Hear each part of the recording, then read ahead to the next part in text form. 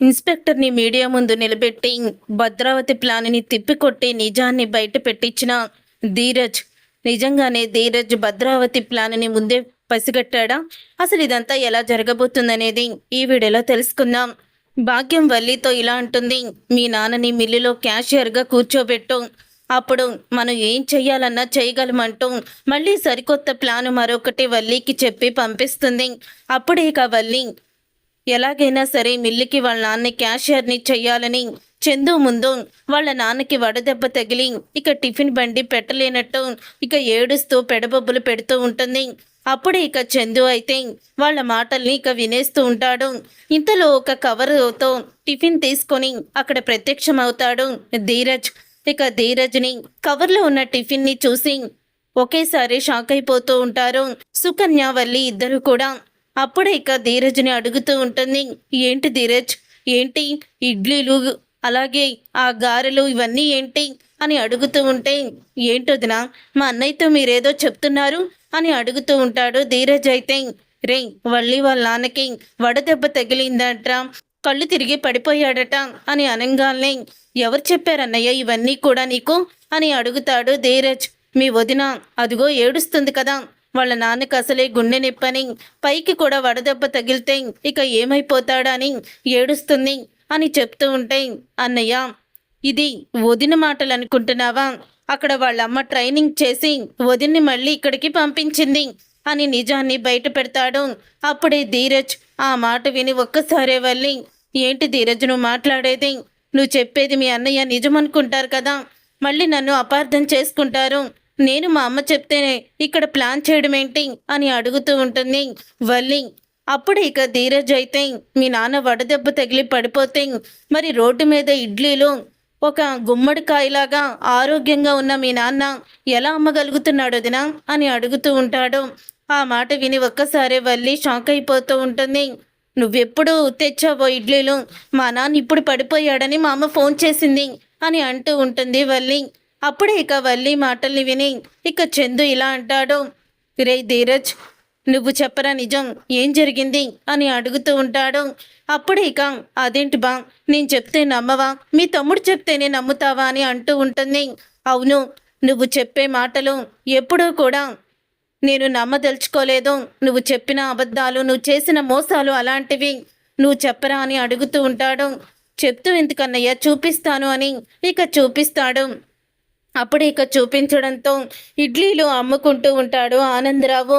ఇప్పుడే వెళ్ళి ఈ టిఫిన్ అతని దగ్గరే తీసుకొచ్చానన్నయ్య, చూడు ఎంత బాగా అమ్ముకుంటున్నాడో.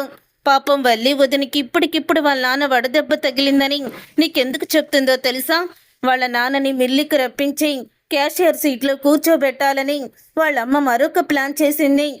నీకు ఒక విషయం చెప్పడం మర్చిపోయానన్నయ్య అని అంటూ ఉంటాడు ధీరజ్. అప్పుడు ఇక వల్లి అయితే చెప్పేసావు కదా ధీరజ్, మళ్ళీ ఇంకేం చెప్పాలి అని అంటూ ఉంటుంది వల్లి భయపడుతూ. అప్పుడు ఇక చందు, నిన్ను నోరు మూసుకొని పక్కన నుంచోమని చెప్పాను కదా, నువ్వు చెప్పరా అని అడుగుతూ ఉంటే, నువ్వు బాధపడకూడదన్నయ్య, వీళ్ళమ్మకి ఏమాత్రం బుద్ధి రాలేదు. మనం ఎంత బుద్ధి చెప్పినా కుక్కతో ఒక వంకరన్నట్టు మళ్ళీ తన బుద్ధిని ప్రదర్శించి మన ఇంటిని ముక్కలు చేసింది, మన కుటుంబం విడిపోయేలా చేసింది. ప్రసాదరావు దగ్గరికి వెళ్ళి లేనిపోని చాడీలు చెప్పి కుటుంబాన్ని విడదీసింది ఎవరూ కాదు, వల్లి వదిన వాళ్ళ అమ్మ వాళ్ళ నాన్న. అందుకే ఆ రోజు ప్రసాదరావు వచ్చి అంత గొడవ పెట్టాడు. సాగర్ అన్నయ్య వేరే కాపురం పెట్టడానికి కూడా వీళ్ళమ్మే కారణం అని నిజాన్ని బయట పెడతాడు. ఇదిగో ధీరజ్, మా అమ్మ మా నాన్న మీద లేనిపోని నిందలు వేయకు, వాళ్ళు ఇలాంటి పనులు ఎప్పుడో మానేశారు అని అంటూ ఉంటుంది వల్లి. మరి ఎప్పుడో మానేస్తే మరి ఇప్పుడెందుకు ఇల్లు ముక్కలవడానికి కారణమయ్యారు వదిన? నర్మదా వదిన మీ అమ్మ దగ్గరికి వచ్చి ఎందుకు నిలదీసింది? మీ అమ్మని నేను ఎందుకు కొట్టబోయాను? మీ నాన్న చేత మీ అమ్మని కొట్టించాను, మీ అమ్మ నాన్న ఇద్దరు కొట్టుకున్నారు కదా, ఇదంతా ఎలా జరిగింది అని అడుగుతూ ఉంటాడు. రే అన్నయ్య, నువ్వు ఇంకా వీళ్ళ మాటలు వింటూ ఉంటే తరువాత మళ్ళీ మన ఇంటికి మళ్ళీ సమస్యలు ఎదురవుతాయి. అందుకనేరా వీళ్ళ మాట వినుకో. ఇప్పుడు కూడా వల్లి వదిన వాళ్ళ అమ్మ చెప్పిందని ఇక్కడికి వచ్చి నీ దగ్గర దొంగ ఏడుపు ఏడుస్తుంది. వల్లి వదినికి మనం ఎంత చెప్పినా అర్థం కావడం లేదో. చూడండి వదిన, కేవలం నేను నువ్వు ప్రెగ్నెంట్ అని వదిలేస్తున్నాను. లేకపోతే మీరు చేసిన పనికి అప్పుడు మేమేంటో చూపించేవాళ్ళము అని అంటూ ఉంటాడు. అప్పుడు ఇక ధీరజ్ ఆ మాట విని ఇక వల్లి షాక్ అయిపోతూ ఉంటుంది. ఇక ఇంతలో చందు అయితే, ఛీ, మీ అమ్మ మీ నాన్న ఇంకా మారలేదా? వాళ్ళ మాటలు వినడం నువ్వు మారలేదా అని అంటూ ఉంటాడు చందు. అది కాదు బా, అది అదంతా అది కాదు అని తడబడుతూ ఉంటుంది. ఇక చాలు ఆపు, నువ్వు తడబడుతున్నప్పుడే నువ్వు చేసిన తప్పని నాకు అర్థమైపోయింది. ఛీ, ఇంత ఆలోచన లేకుండా ఎలా ప్రవర్తిస్తున్నావో, ఇంత దుర్మార్గంగా మీరు చేసినా సరే, అమూల్య విషయంలో తప్పు చేసినా కేవలం నువ్వు ప్రెగ్నెంట్ అని మా నాన్న నీ మీద నమ్మకం పెట్టుకున్నాడు. ఆయన నమ్మకాన్ని వమ్ము చేయకూడదని మా అందరికీ ఎవ్వరికి ఇష్టం లేకపోయినా నిన్ను ఇంట్లో తీసుకొచ్చి పెట్టాము. కానీ ఈరోజు నువ్వు ఎవరి వల్ల అయితే ఇంట్లో కాపురానికి వచ్చావో వాళ్ళని వేరే కాపురం పెట్టించేలా చేసావు కదా. చెప్తాను, మీ అమ్మ సంగతి నీ సంగతి కూడా చెప్తాను. ఇంకోసారి మీ అమ్మ దగ్గరికి వెళ్ళినా, మీ అమ్మతో ఫోన్లో మాట్లాడినా బాగోదు చెప్తున్నా అని నిజం. అప్పుడు ఇక చందు అయితే వల్లికి వార్నింగ్ ఇస్తాడు. అప్పుడు ఇక సుకన్య అయితే, అదేంటి పాపం వాళ్ళ అమ్మతో మాట్లాడకుండా ఎలా ఉంటుంది అని సుకన్య అనడంతో, అయితే ఇప్పుడే వాళ్ళ అమ్మగారి ఇంటికి నువ్వు కూడా తనని తీసుకొని శాశ్వతంగా ఇంట్లో నుంచి వెళ్ళిపోతే రాత్రి పగలు వాళ్ళ అమ్మ పక్కనే కూర్చొని మాట్లాడుకుంటుంది అని చందు సుకన్యకి షాక్ ఇస్తాడు. అప్పుడే సుకన్య, అవసరం లేదు, తను ఇక్కడే ఉంటుంది అని చెప్తూ ఉంటుంది. ఇక తరువాత వల్లి లోపలికి వెళ్ళిపోతుంది. వల్లి లోపలికి వెళ్ళిపోయిన తర్వాత అప్పుడు ఇక భాగ్యం అయితే వల్లికి ఫోన్ చేసి, ఏమైంది, మన ప్లాన్ సక్సెస్ అయిందా అని అడగడంతో, అయ్యింది, వెళ్ళి నాన్నని వెళ్ళి అక్కడ మిల్లులో కూర్చోమను, మెడపట్టుకొని బయటికి గెంటేస్తారు అని చెప్తూ ఉంటుంది. వల్లి, అదేంటి అమ్మడు అలా మాట్లాడుతున్నావు, ఏం జరిగింది అని అడుగుతుంది భాగ్యం. అప్పుడు ఇక ధీరజ్ చేసిన పనంతా కూడా చెప్పడంతో, ఈ ధీరజ్ మన ప్రతి విషయంలో అడ్డుపడుతున్నాడు. ఇప్పుడు అల్లుడు గారికి నిజం చెప్పేశాడా? ఇప్పుడు ఎప్పుడైనా ఇంటికి వస్తే అసలు అల్లుడు గారి ముఖం ఎలా చూడాలి, ఆయన ముందు ఎలా నిలబడాలి, ఏమీ అర్థం కావడం లేదు అని భాగ్యం అయితే అంటుంది. అమ్మోయ్, నాకు మాత్రం అసలు బీపీ మామూలుగా రావడం లేదు అని చెప్పి ఇక వల్లి అయితే చాలా టెన్షన్ పడుతూ ఉంటుంది. ఇక ఇదంతా జరుగుతూ ఉండగా ధీరజ్ ఇక ట్రిప్కి అయితే బయలుదేరుతాడు.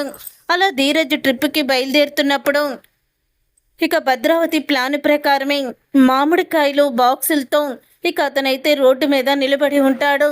అప్పుడు ఇక ధీరజ్ అతని ముందు కారు ఆపి, మీరేనా క్యాబ్ బుక్ చేసుకుంది అని అడుగుతూ ఉంటాడు. అవును సార్, నేనే.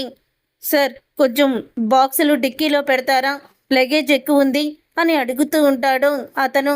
లగేజ్కి ఎక్స్ట్రా కూడా ఛార్జ్ ఇవ్వాలి అని ధీరజ్ చెప్పడంతో, అంతకి 2 ఇస్తాను సార్, ముందు మీరు దాంట్లో పెట్టండి అని చెప్తూ ఉంటాడు. అవును, ఈ బాక్సుల్లో ఏముందని అడుగుతాడు. ఓపెన్ చేసి చూస్తాను అని బాక్సులు అయితే ఓపెన్ చేసి చూస్తాడు. ఇక అతను చెప్పినట్టే మామిడికాయలు అయితే ఉంటాయి. అప్పుడే ధీరజ్ మామిడికాయలు అని ఇక లోపలైతే పెట్టేస్తాడు. అలా పెట్టేసిన తర్వాత అప్పుడే ఇంకా అతనైతే కారు ఎక్కుతాడు. ఎక్కడ దింపాలి మిమ్మల్ని అని అడుగుతూ ఉంటే, పలానా చోటని ఇక అతనైతే చెప్తాడు. ఇక ధీరజ్ అయితే డ్రైవ్ చేసుకుంటూ వెళ్తూ ఉంటాడు. ధీరజ్ అలా డ్రైవ్ చేసుకుంటూ వెళ్తూ ఉండగా ఇంతలో ఇక అతను పోలీసులకి మెసేజ్ పెడతాడు. పలానా రూట్లో నుంచి మేము వస్తున్నాము, మీరు సిద్ధంగా ఉండండి అని ఇన్స్పెక్టర్కి మెసేజ్ పెడతాడు. ఇక ఇన్స్పెక్టర్కి మెసేజ్ పెట్టడంతో అందరూ రెడీగా ఉండండి అని కానిస్టేబుల్తో కూడా చెప్తాడు ఇన్స్పెక్టర్. ఇక ప్రేమ అయితే ఫోన్ చేస్తుంది ధీరజ్కి. రే, ఎక్కడున్నావురా అని అడుగుతూ ఉంటుంది. ట్రిప్కి వెళ్తున్నాను అని ధీరజ్ అనడంతో, ట్రిప్కి వెళ్తున్నావా, సరే అయితే తొందరగా వచ్చేసాయి అని అంటూ ఉంటుంది ప్రేమ. వచ్చేస్తాను ప్రేమ, తొందరగానే అన్ని పనులు చూసుకొని వచ్చేస్తాను, నువ్వేమి కంగారు పడుకు నా గురించి అని అంటూ ఉంటాడు ధీరజ్. ఇక ధీరజ్ అలా అన్న తర్వాత అప్పుడే ఇక అతను, అవును, మీరు మామిడికాయల బిజినెస్ చేస్తారా, లేకపోతే మీకేమన్నా తోటలున్నాయా అని అడుగుతూ ఉంటాడు ధీరజ్ అతన్ని. మాకు మామిడికాయల తోటలున్నాయి, ఆ తోటలో నుంచే కాయలు తీసుకొస్తున్నాను అని అతనైతే చెప్తాడు. అవునా, సరే, ఎక్కడ డ్రాప్ చేయాలో చెప్తే అక్కడే డ్రాప్ చేసేస్తాను అని చెప్తూ ఉంటాడు ధీరజ్. అదిగో అక్కడ కనిపిస్తుంది కదా, అక్కడ డ్రాప్ చెయ్యని ఇక దగ్గరికి వెళ్ళే చూపిస్తూ ఉంటాడు. అప్పుడు ఇక పోలీస్ జీప్ అడ్డంగా నిలబడి పెట్టి రోడ్డు మీద ఉంటుంది ధీరజ్ కార్కి. పోలీసులు ఇదేంటి రోడ్డుకి అడ్డంగా వ్యాన్ ఆపారు అని అడుగుతూ ఉంటాడు. ధీరజ్ అయితే ఒకసారి కారు ఆపవా అని అడుగుతూ ఉంటాడు. అతను ఏంటి కారు ఆపాలా ఎందుకు అని అనగానే ఒకసారి ఆపయ్యా అని అంటూ ఉంటాడు. అతను లేదు ఆ పోలీసుల దగ్గరే నేను ఆపుతాను అని వెంటనే ధీరజ్ అయితే అక్కడే కారు ఆపుతాడు. ఇక ఇన్స్పెక్టర్ అయితే అంటూ ఉంటాడు, ఏంటి ఈ కార్లో ఏం తీసుకువెళ్తున్నారు, ఏమున్నాయి డిక్కీలో అని అడుగుతూ ఉంటే, సార్ అసలు ఏం తీసుకువెళ్తున్నామో మీకు తెలియకుండానే డిక్కీలో ఏమున్నాయని అలా ఆరా తీస్తున్నారేంటి సార్? ట్రిప్కి వెళ్తున్నాను, అతను నా ప్యాసింజరు, అతను మామిడికాయలు బాక్సులో పెట్టి డిక్కీలో పెట్టాము. సరే సార్ ఈ క్లారిటీ సరిపోతుందా మీకు అని ధీరజ్ అనడంతో ఒక్కసారి నువ్వు డిక్కీ ఓపెన్ చెయ్యి అని అంటూ ఉంటాయి. సార్ అవి మామిడికాయలు సార్, దాంట్లో ఏముంటాయి అని ఇతను కూడా ఇక నటించేస్తూ ఉంటాడు.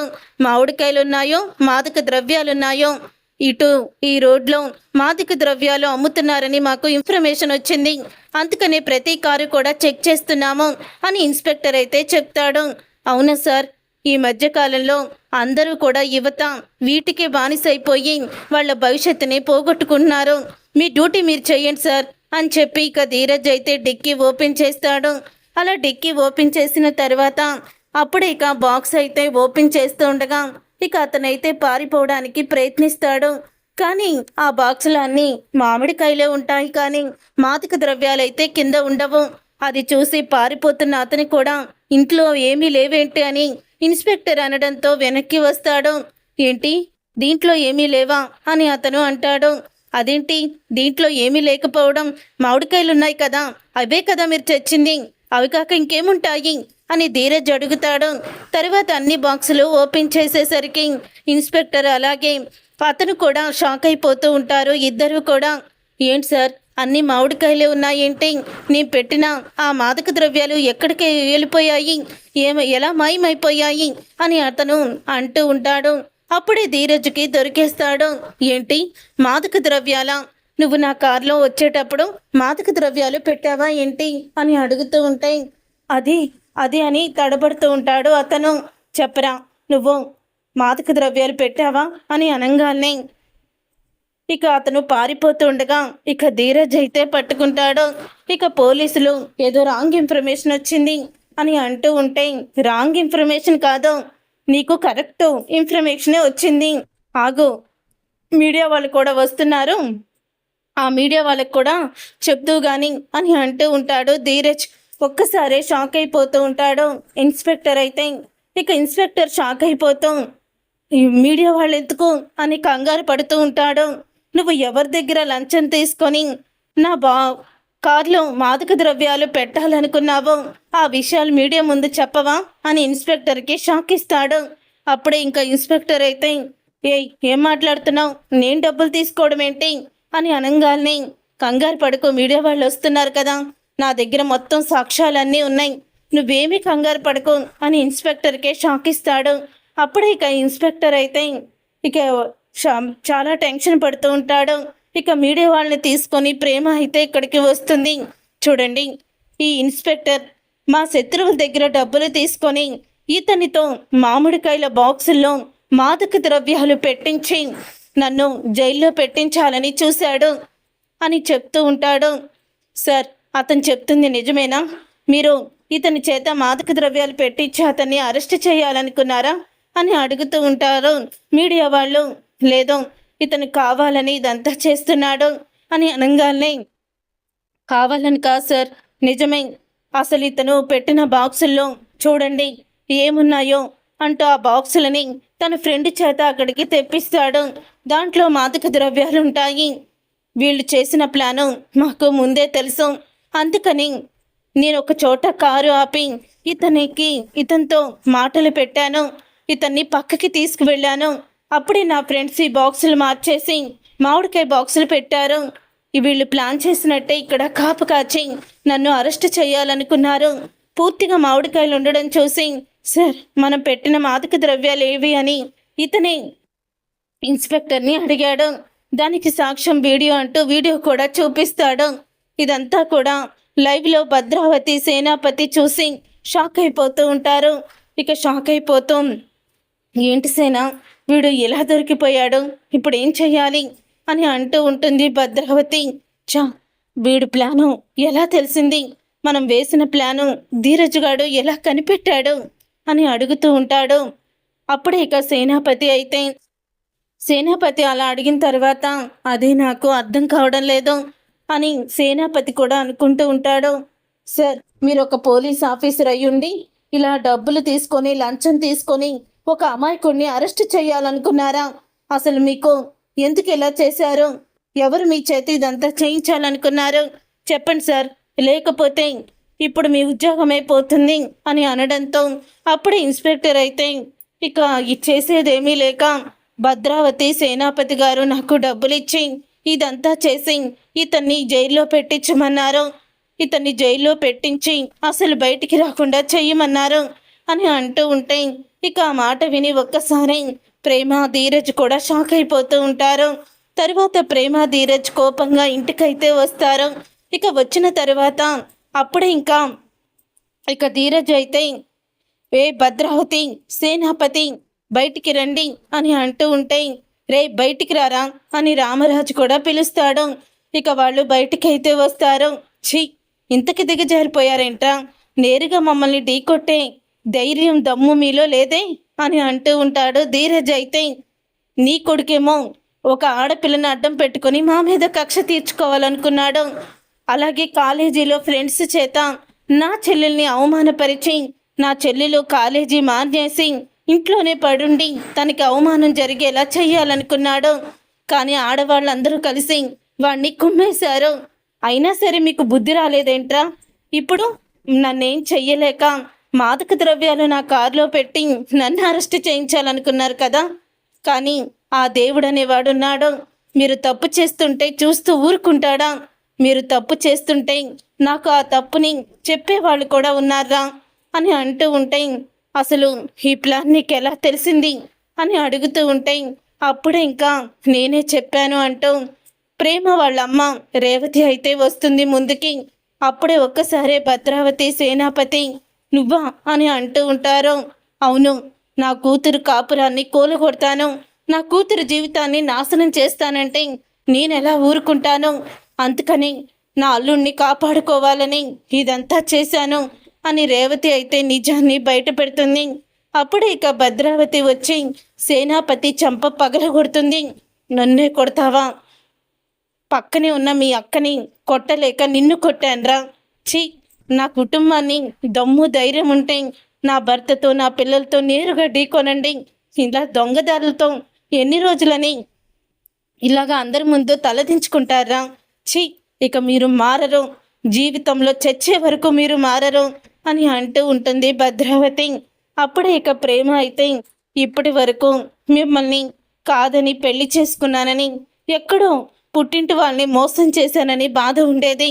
కానీ నాకు ఇలాంటి పుట్టింటి వాళ్ళు ఉన్నా ఒకటే లేకపోయినా ఒకటే అని అంటుంది ప్రేమ. ఇన్ని రోజులు మిమ్మల్ని నేను ప్రేమించాను, అభిమానించాను. కానీ ఈ రోజుతో నా పుట్టింటి వాళ్ళు అందరూ కూడా పోయారు. ఎవ్వరూ కూడా నాకు అవసరం లేదు. నా భర్త, మా అత్తయ్య, మావయ్య వీళ్ళే నా కుటుంబం, అంతే. ఇంకా నాకు ఎవ్వరూ కూడా లేరు. ఛీ, ఇంకా ఎంతకి దిగజారిపోతారు అని ప్రేమ అయితే అంటూ ఉంటుంది. చివరికి నువ్వు చందుబాబుని చంపించాలనుకున్నావు, కానీ ఆ చివరికి లారీ నన్ను గుద్దింది. అదే నాన్న, నువ్వు మరొక తల్లికి కడుపు కోత మిగిల్చాలనుకున్నావు, ఒక తండ్రికి తన బిడ్డని దూరం చేయాలనుకున్నావు. కానీ భగవంతుడు అది నీకు తిప్పికొట్టి చివరికి నీ బిడ్డకే అవసరం తగిలేలా చేశాడు. ఇంకెప్పుడు కూడా ఇలాంటివి చెయ్యొద్దు. దయచేసి మా నాన్న మమ్మల్ని వదిలేయండి, మా జీవితాల్ని మమ్మల్ని గడపనివ్వండి.